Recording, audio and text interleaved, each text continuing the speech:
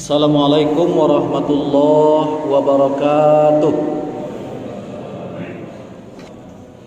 Alhamdulillahi rabbil alamin, hamdan wa syukran lillah, salatan wa salaman ala rasulillah.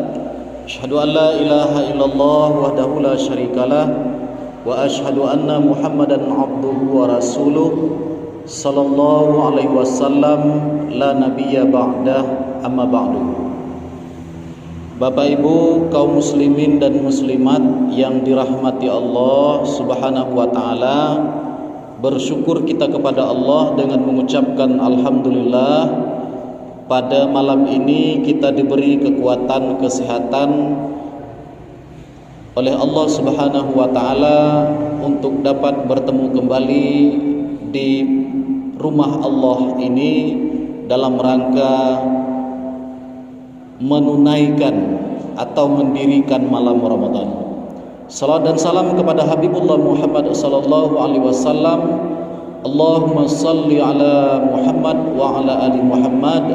Semoga keselamatan dan kesejahteraan tercurah kepada beliau, sahabat, keluarga, tabi'at tabi'in, sampai kepada kita umatnya yang mengikuti ajaran beliau, yaitu dinul Islam. Kaum muslimin yang dirahmati Allah Subhanahu wa taala, pada malam ini kami diberi kepercayaan oleh pengurus untuk menyampaikan tausiah dengan judul macam-macam puasa. Sebelum tausiah kita mulai, sesuai dengan edaran Menteri Agama tentang petunjuk pelaksanaan sholat tarawih dan pelaksanaan ibadah Idul Fitri, bahwa tausiah tidak boleh lama-lama, maksimal 15 menit. Jadi ada istilahnya kultum, kuliah 7 menit, ada kulsum, kuliah 10 menit, ada kulibem, kuliah 15 menit. Nah, jadi saya melihat jam, kebetulan di belakang ada jam, pas pada menit ke-15 nanti secara otomatis kita akan mengakhiri tausiah kita. Bapak Ibu yang dirahmati Allah, macam-macam puasa sebenarnya banyak, tergantung mau berapa macam Bapak Ibu, atau mau dari sisi apa dilihat.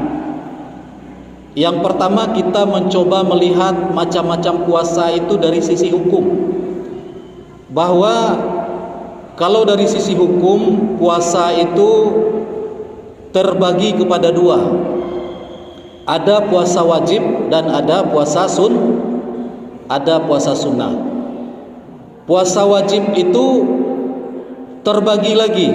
Yang pertama puasa Ramadan, yang kedua puasa qadha, yang ketiga puasa nazar, yang keempat puasa kafarah atau puasa denda. Ini dari segi wajibnya. Kemudian kalau puasa sunnah itu sangat banyak sekali. Puasa sunnah ada puasa sunnah 6 hari di bulan Syawal, ada puasa pada 9 Zulhijjah. Apa nama puasanya Pak? Kalau 9 Zulhijjah, nama puasanya adalah puasa Arafah. Kemudian ada puasa pada tanggal 8 Zulhijjah, nama puasanya adalah puasa Tarwiyah. Mengapa dikatakan dengan puasa Tarwiyah? Tarwiyah itu artinya membawa air. Maka orang-orang yang akan melaksanakan ibadah haji, dia mengumpulkan air pada tanggal 8 Zulhijjah itu, membawa banyak perbekalan air Zam-Zam. Nah, sehingga Tarwiyah namanya pada tanggal 8 Zulhijjah. Walaupun ada hadis lain yang mengatakan bahwa di dalam bulan Zulhijjah itu disunahkan oleh Rasulullah puasa dari tanggal 1, tetapi dalil yang paling kuat bahwa mengatakan puasa di bulan Zulhijjah itu adalah puasa Arafah pada tanggal 9 dan puasa Tarwiyah pada tanggal 8. Kemudian puasa sunnah juga ada puasa Daud. Puasa Daud itu 1 hari puasa, 1 hari tidak.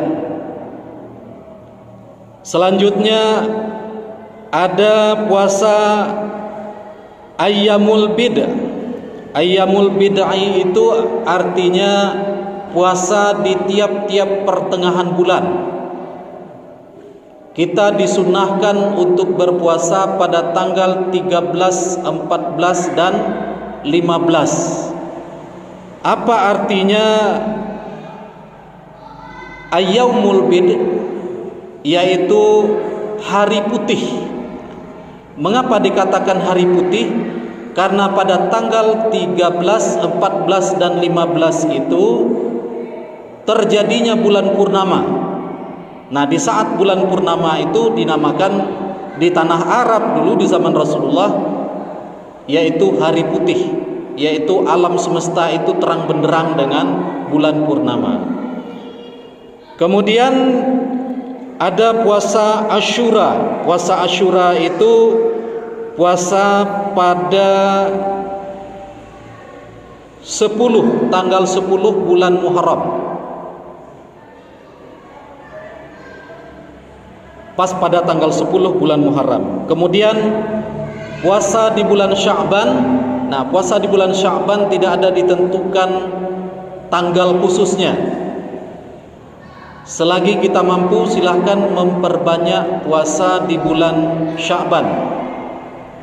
Kemudian yang terakhir, puasa sunnah itu puasa Senin dan puasa Kamis. Jadi dari sekian banyak puasa yang kita jelaskan dari sisi hukum tadi, yang menarik akan kita jelaskan sedikit, yaitu yang pertama adalah puasa wajib berkaitan dengan puasa nazar. Apa yang dimaksud dengan puasa nazar? Yaitu ucapan yang kita ucapkan diiringi dengan niat untuk berpuasa apabila kita mendapatkan suatu kebaikan. Nah, ini yang perlu kita luruskan, karena nazar dalam kehidupan kita sehari-hari terkadang sering tidak diletakkan pada tempat yang tepat. Ada kalanya nazar digunakan untuk mendoakan orang-orang yang kita benci. Contoh, kalau si A itu meninggal, saya puasa 10 hari. Pernah enggak seperti itu, Pak? Pernah. Ada itu. Kemudian yang sering itu taruhan pilkada, taruhan pilkades, bahkan sampai taruhan pilpres. Taruhannya dengan nazar berpuasa. Kalau si A menang, saya berpuasa. Kalau si A kalah, saya berpuasa. Mana yang boleh dan mana yang tidak boleh? Maka kita akan lihat hadis Rasulullah sallallahu alaihi wasallam berkaitan dengan nazar. Man nazara ayyuti'illah fal yati'uhu wa man nazara ay yusi'ullah fala yusbihi, kata. Fala ya'sihi. Ini hadis yang diriwayatkan oleh Bukhari dan Muslim. Status hadisnya adalah hadis sahih. Apa kata Rasulullah? Barang siapa yang bernazar untuk melakukan kebaikan pada Allah, maka taatilah nazar itu. Dan barang siapa yang melakukan nazar untuk kedurhakaan kepada Allah, maka janganlah engkau mendurhakai Allah dan jangan tunaikan nazar itu. Nah, dari hadis ini jelas bahwa ketika kita bernazar untuk keburukan, untuk mencelakai orang lain, sama halnya kita mendoakan kejelekan terhadap orang lain, maka tidak ada kewajiban bagi kita untuk menunaikan nazar. Jadi kalau ada Pak yang pas pilkada kemarin atau pilpres kemarin bernazar bahwa kalau yang tidak kita dukung itu menang, kalah, kita bernazar berpuasa 3 hari, tidak perlu dibayar. Ini dasarnya hadis Rasulullah, tidak perlu dibayar. Tetapi kalau nazarnya kepada yang menang, kalau yang saya dukung menang, saya berpuasa 3 hari. Kalau belum dibayar, wajib untuk dibayar, Pak. Kemudian selanjutnya Bapak dan Ibu,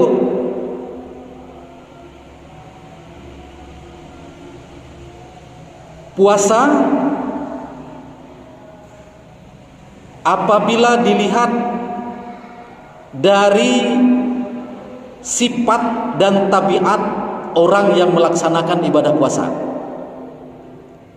Jadi dari sisi sifat dan tabiat orang melaksanakan ibadah puasa itu, sebenarnya orang melaksanakan ibadah puasa ada meniru 2 tabiat binatang. Yang pertama ada puasa ulat namanya. Yang kedua ada puasa ular. Apa yang puasa ulat? Apa yang puasa ular? Kalau puasa ulat, ulat itu setelah dia makan banyak-banyak, setelah tidak bisa lagi masuk ke dalam perutnya, maka dia berpuasa. Cara dia berpuasa, dia tutup bagian tubuhnya, apa yang dikatakan dengan kokon atau kepompong, kemudian sekian hari, kalau tidak salah sampai kira-kira 2 minggu, dia keluar dalam bentuk kupu-kupu. Maka ulat berubah nama setelah dia berpuasa menjadi kupu-kupu, berubah sikap dan sifat dari suka memakan menjadi penyubur dan penyerbuk untuk supaya buah-buah bunga menjadi buah. Kalau ular itu setelah dia makan kambing, setelah dia makan ayam, bisa bertahun-tahun tidak makan lagi. Dia berpuasa. Kemudian ada proses penukaran kulit. Tetapi sayangnya ular itu berapa lama dia berpuasa, tidak ada perubahan di dalam dirinya. Setelah dia berpuasa, nama ular itu walaupun bertukar kulit tetap ular. Sifat ular itu memusuhi lawannya, bahkan sesama ular dia tetap memusuhi. Gaya hidupnya juga binatang buas tetap binatang buas. Maka kita manusia juga seperti itu. Ada yang bisa menjadi ular ketika kita berpuasa tidak membawa bekas, dan ada kita yang bisa menjadi ulat dengan berpuasa kita berubah sikap dan sifat kita. Semoga apa yang kita sampaikan ini bermanfaat bagi kita bersama. Billahi taufiq wal hidayah. Wassalamualaikum warahmatullahi wabarakatuh.